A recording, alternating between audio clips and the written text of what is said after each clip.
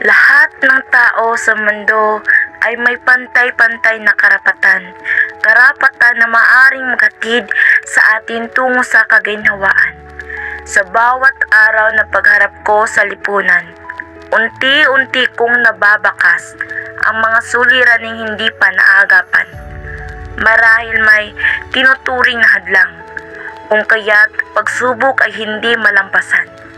Batay sa aking mga nalalaman, batay sa aking mga napapakinggan, kawalan ng karapatan ang dahilan. Ako ay isa sa mga kabataan na mulat na ukol sa katotohanan. May kakayahan ng kayo ay tulungan. Kaya naman panahon na para kami ang magahon sa inyo sa kadiliman. Hindi batayan ang naiibang kasarian, sapagkat lahat ng taong isinilang, lahat sila ay taglay ang nasabing karapatan.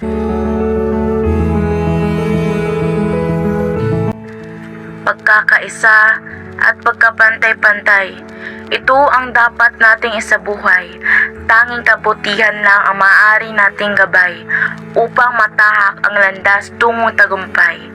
Kaya naman, bago pa sumapit ang bukang liwayway, taglayin mo na ang katapangan para sa susunod na paglalakbay.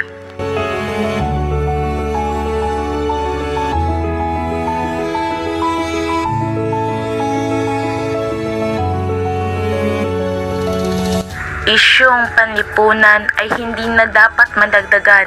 Kaya kung ako, ikaw, sisimulan ko na ang pagpapahayag ng kabutihan.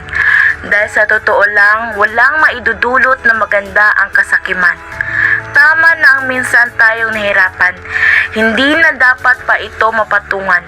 Kailangan natin pagtibayin ang ating katauhan.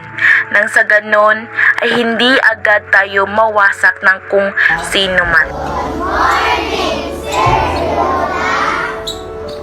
Pagiging malaya na maituturing na karapatan, karapatang mabuhay sa kahit anong paraan, karapatang mabuhay sa kahit anong dahilan.